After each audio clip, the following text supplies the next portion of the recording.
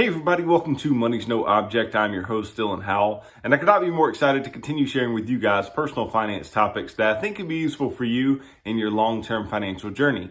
Today, we are going to be talking about debt. And I know I've talked about debt on this show many times over, right? So a lot of this is not going to be anything new, but there is a survey out that says that nearly half of 18 to 34-year-olds feel like they are, quote, drowning in debt.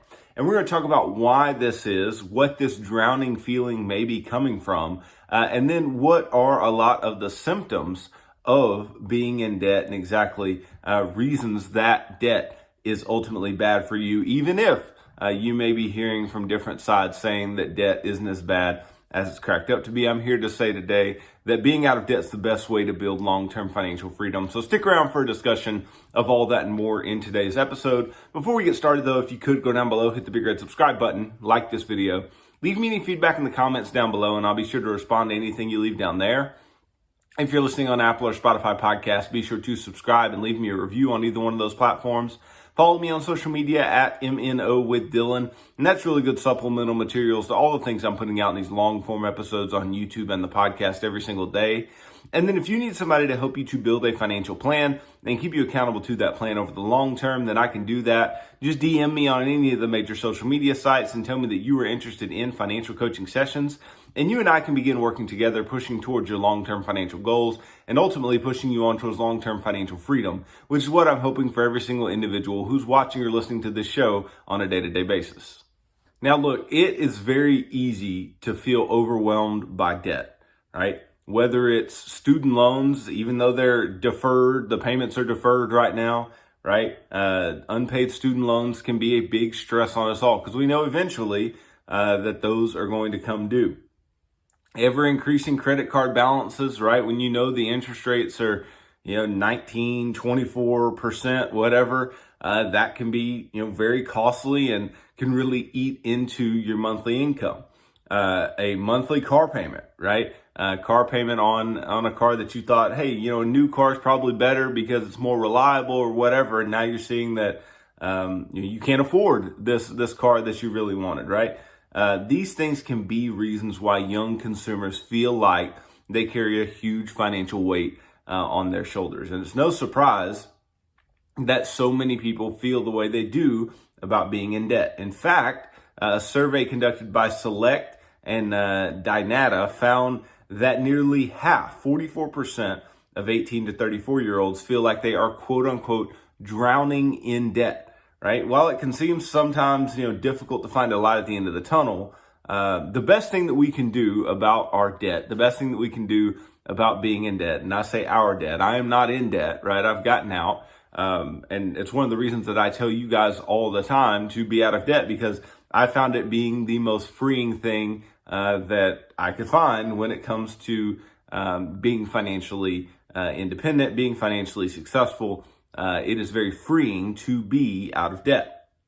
So the best thing that you can do is actually do something and have a plan and have some set action that you are going to take in order to get out of debt, in order to free yourself up financially. And I've said it a million times on this show, and I'll say it again. Debt is a strain on your cash flow, right? The cash flow that you bring in every single month, right? Debt is going to take away that cash flow. It's going to take away from your income. It's going to take away from your ability to be free. You're always going to be beholden to someone, and that's not what we want. So what I want to talk about today, and I don't want this to just be a doom and gloom episode, but I want to talk about reasons that debt is bad for you, right? We know many of these. Again, this is not anything new or this is not rocket science, but it is important for us to understand. It's important for us to understand that in a world where debt is so readily available and so accepted, right, that debt is a bad thing, and debt can and in many cases will hurt you in some way, shape, or form. I'll just give you a little anecdote about my own life, right?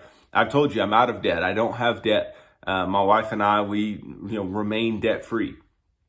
But I have had debt before. I had a car that I had to pay on, and I had student loans that I had to pay off.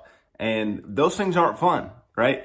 It is a strain on your cash flow, and it creates undue stress in your life. It created undue stress in my life. Now that those things are paid off though, I have this freedom to do things with my money and know that I can accumulate and not just constantly be, paying money out to somebody who I owe money to. Okay.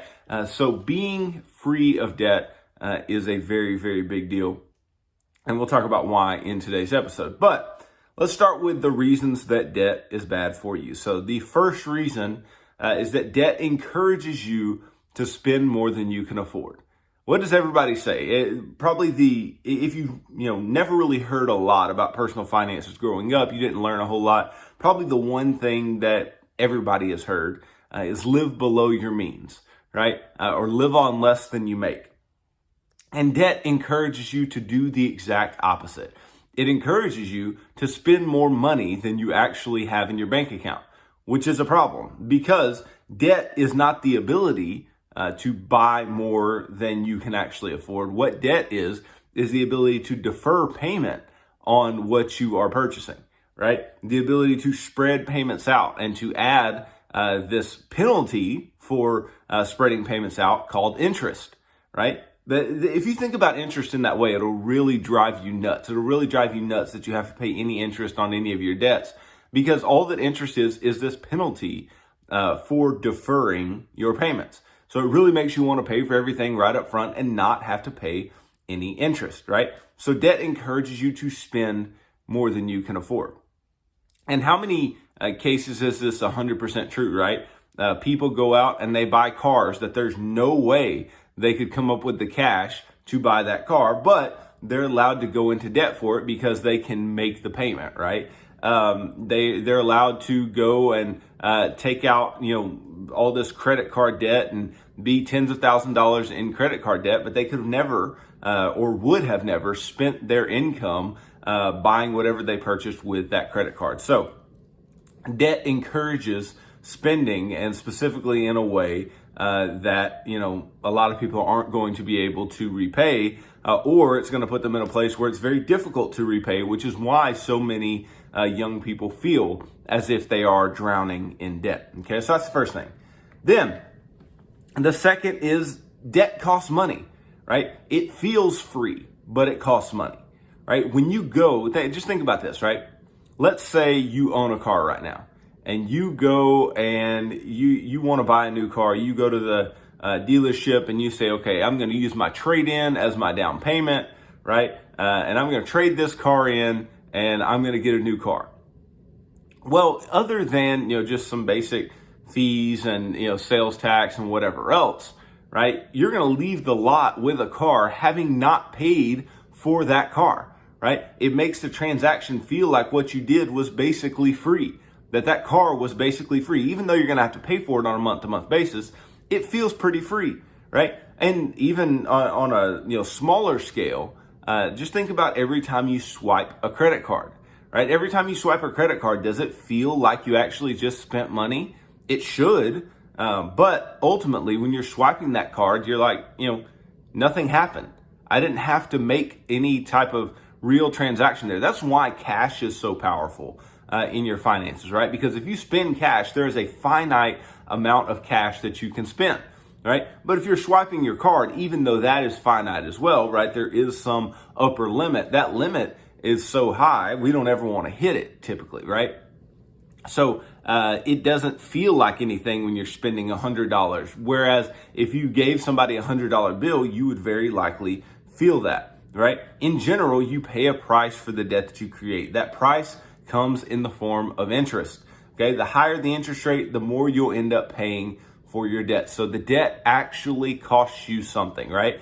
And ultimately, the amount that you pay for something is increased based on the interest rate on the debt. Because just think about this. Think about if you go into debt for, let's say, a car, right?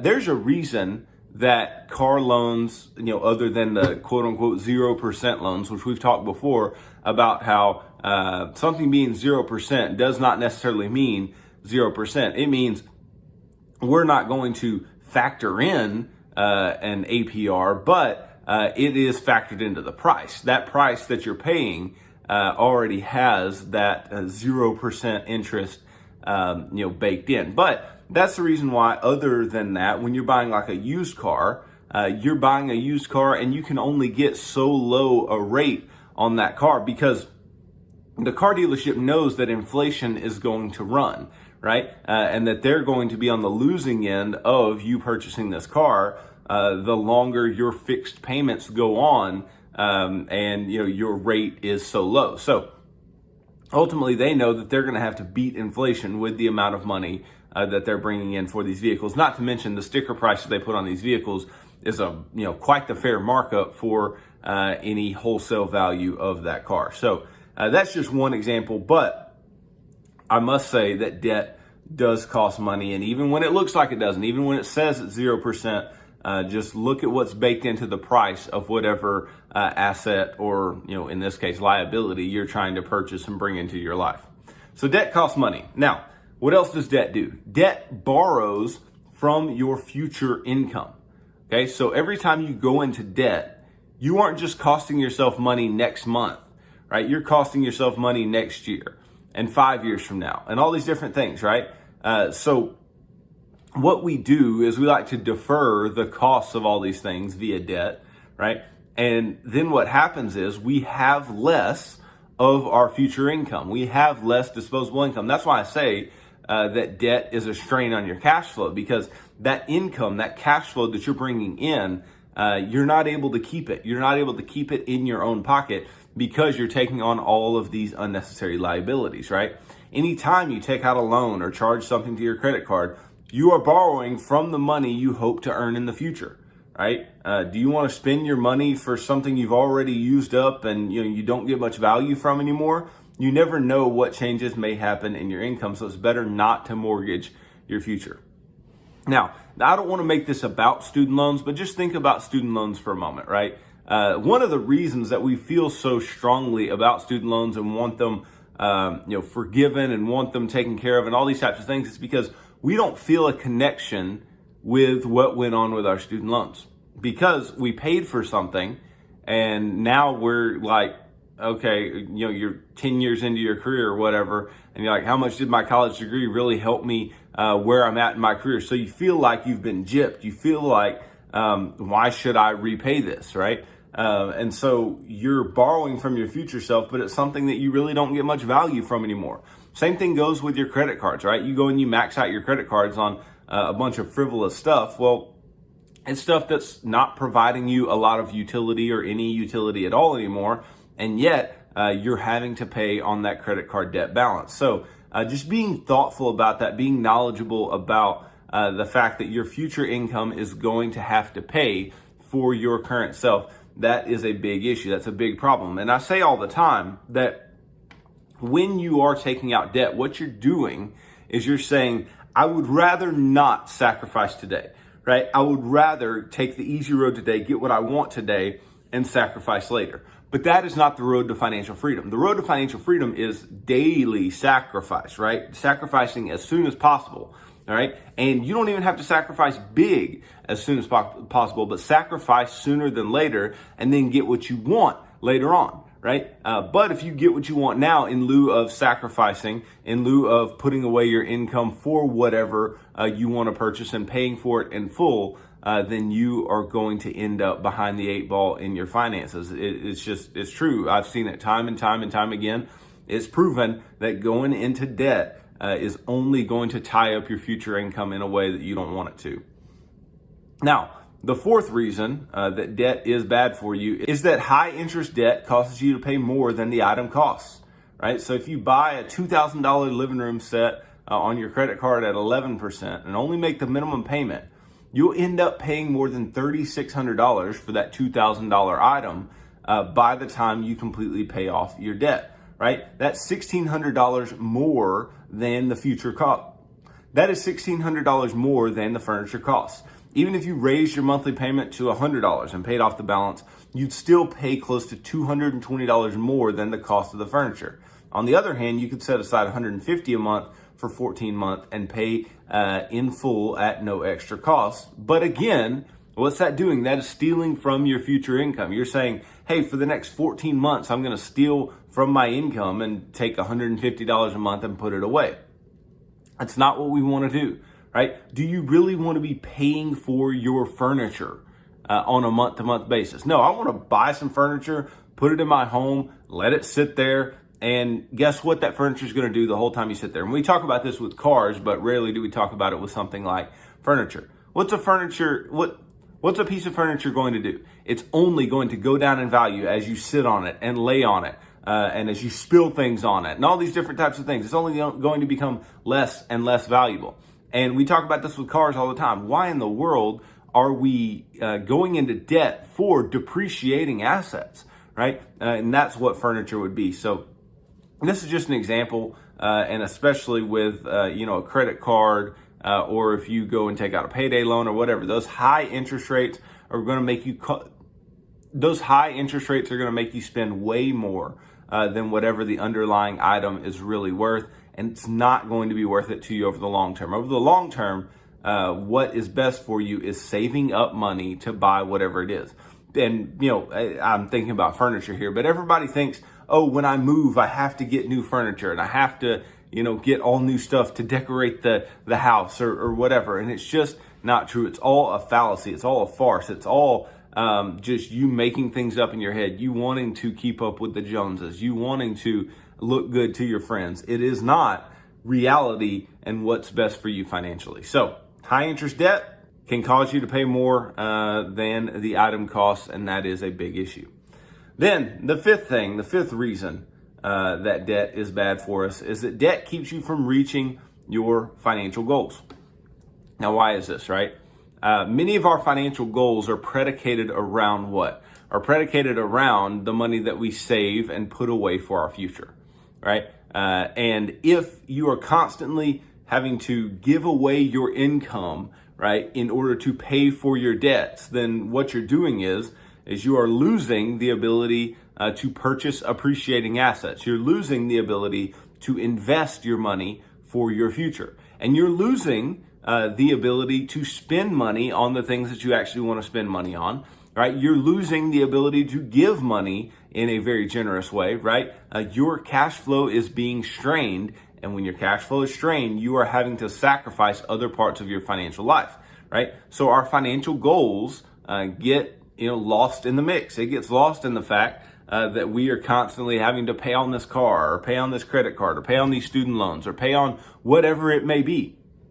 And so we have to understand that continuing in debt means that we're not likely to reach our long-term goals because, like I said a moment ago, when you're going into debt, it's stealing from your future income. And your future income is what's going to help you get to your long-term financial goals. But if you have less future income, then you're going to reach your long-term financial goals either slower or you're not going to be able to reach them at all because you are using that income for your debt payments, right? So that can be a big issue.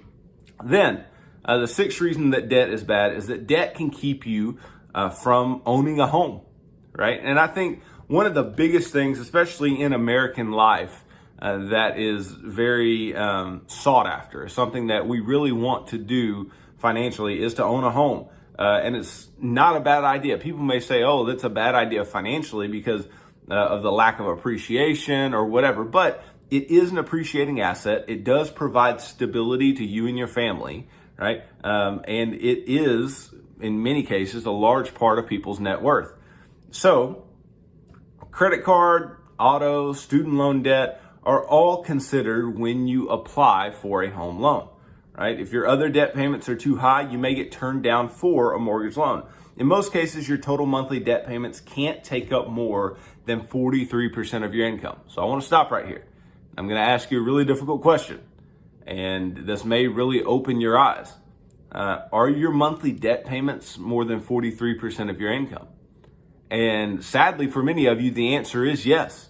But that's okay for now, right? There's this saying that I've heard said many times, and I heard it from a pastor a long time ago, and it's this saying, it's okay not to be okay, but it's not okay to stay that way, right? It's okay to be deeply in debt, right? It's okay to have more than 43% of your income in your debt payments. But it's not okay to stay that way, right? You have to first realize that you have a problem, realize that there's an issue, and then attack it. But many lenders, right, when we're talking about purchasing a home, they want your debt to income ratio to be quite low. That means if your debt to income ratio is high, then you'll be stuck renting or paying on your current mortgage until you pay off some of your other debt. And so debt can hold you back from moving into the home that you want to move into. And I know none of us want to have to deal with that. And that's why a lot of people get held up in renting or staying in an apartment or staying in a home that they don't like, in a neighborhood that they don't like, or whatever, right? It's because their debt payments are far too high to do anything else. Now, seventh reason that debt is bad for us is that debt can lead to stress and serious medical problems, right? Do not just brush this one off. This is very, very serious. Now, when you have debt, it's hard not to worry about how you're going to make your payments or how you keep from taking on more debt to make ends meet. The stress from debt can lead to mild to severe health problems, including ulcers, migraines, depression, and even heart attacks. The deeper you go into debt, the more likely it is that you will face health complications. And you may say, I'm not going to, face health complications based on my money or based on debt. There's no way. Well, you tell me what it feels like to be drowning in something, right? Because these 18 to 34 year olds, what they said, 44% of them feel like they are drowning in debt. Well, drowning is like dying actively, right? If you drown, you don't live anymore, right? So they feel the weight of sinking deeper and deeper into debt. And so it can have very, very real mental, psychological, and medical repercussions from being in a debt over the long term and being deeply in debt especially. So, and I tell you guys this all the time, being out of debt made me feel what? Makes me feel free. When I talk about finding financial freedom, I'm talking about being out of debt, having options, having the ability to choose what you do with your money, right? But when you have no options, right? You have no freedom. You're chained by your debt. That's going to be mentally draining. That's going to be tough. It's going to be, and feel sometimes insurmountable to get out of that debt. But ultimately, in the vast majority of cases, it's not insurmountable, right? It is possible for us to get out of debt. And I'll talk about that once I get through these last two reasons that debt is bad for us. The eighth reason is that debt can hurt your marriage, okay? One of the primary priorities for me financially and for my wife financially when we got married was to make sure that we didn't have any debt. And all that was left over debt-wise for us was my student loans. We got those paid off. And we've been debt-free now for several years. So debt can hurt a marriage, though. Debt puts unnecessary pressure on your household's finances and creates a lack of financial security for your spouse and for your children, right? Think about that stress. Think about that drowning feeling. Now think about, you did something. You went into credit card debt. You took out these student loans. You did all this, and now your spouse is having to pay psychologically and mentally and stress-wise for your mistakes, right? We don't want our debt to hurt our marriage. We don't want our financial situation to hurt our marriage. If anything, we want to build financially with our spouse. We want to make our marriage better based on what our household finances look like. But the opposite is what occurs when you continuously are going back into debt. Right? When both partners feel overwhelmed, it can spark arguments about spending habits, who's creating more debt, and how much debt is too much. Because you start playing this blame game, right? You start talking about, you're spending too much money here. You're the one going into credit card debt. You went and bought this car without talking to me about it. All these types of things. It is not working together financially. And it's going to create rifts. It's going to create issues. It's going to create problems. Right? But just as easily as you can play the blame game, just as easily as debt can hurt your marriage, it can bring it together, but it can bring it together in you paying debt off. It can bring it together if you are working together to work to this common goal of not having debt any longer, right? But the fights, they can escalate and they can break down the marriage. And that's the last thing that we want. So we want to defend against any type of, hurt to our marriage by staying out of debt in the first place. Then the last reason that debt is bad for us is debt hurts your credit score. Now, I've talked to you before about why I don't think the credit score is as important as people make it out to be, especially if we are not going into debt for cars, not trying to take out new credit cards all the time, all these different types of things. Yes, if you're trying to take out a home loan, then your credit score can be quite important, right? But how do I say that we actually build a credit score? If I don't hold debt, what do? I just, put everything on a credit card and then pay that credit card off every single month.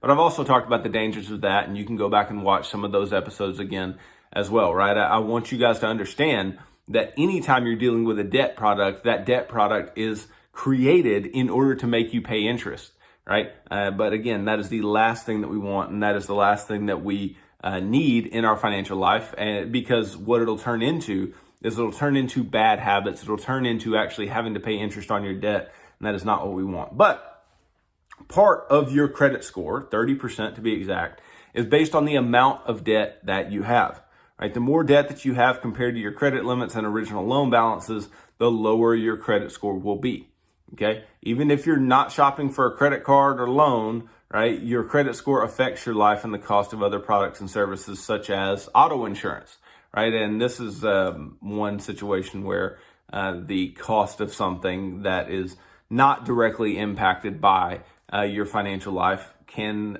be impacted by your credit score. So this is just something to keep in mind. It's not the most important reason. There's a reason it's here at the end. Some of the most important reasons to me are the reasons tied to your future income, tied to the fact that debt is costly, your marriage, right? That is such a big deal. We don't want to damage our relationships, but money is so relational. Money is so intertwined with our relationships with others, especially our spouses.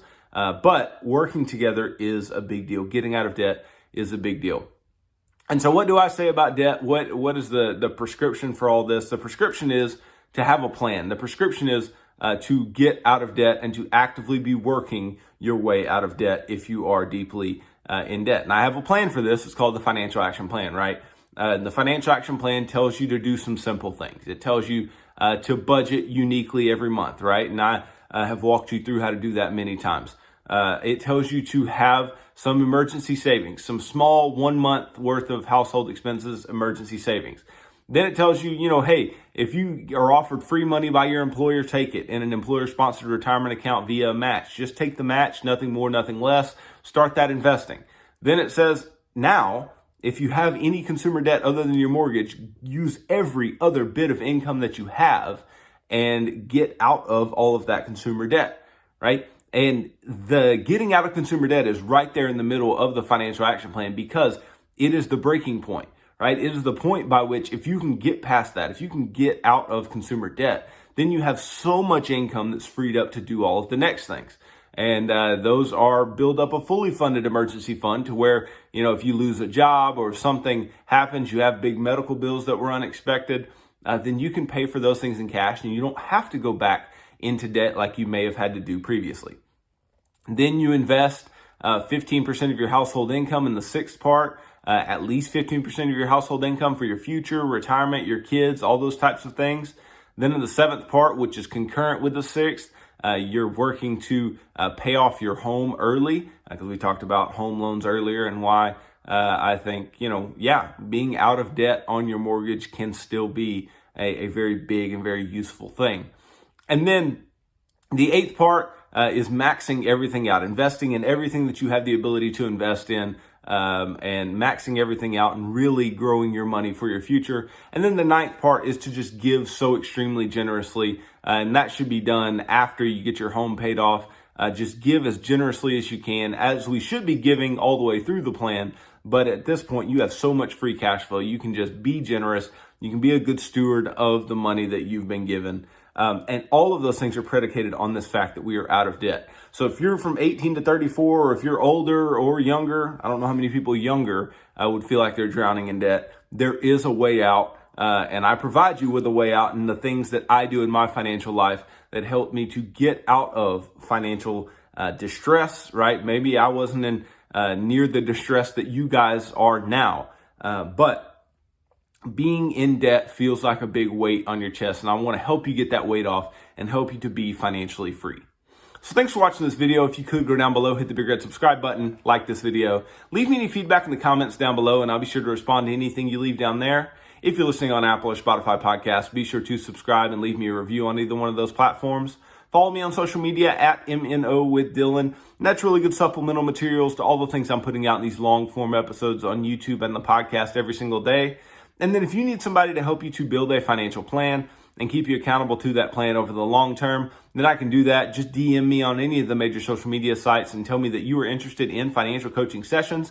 And you and I can begin working together, pushing towards your long-term financial goals and ultimately pushing you on towards long-term financial freedom, which is what I hope for every single individual who's watching or listening to this show on a day-to-day basis. So tune in tomorrow as I continue talking about personal finance topics that I think can be useful for you in your long-term financial journey. So thanks for tuning into this episode of Money's No Object. I'm your host, Dylan Howell. God bless.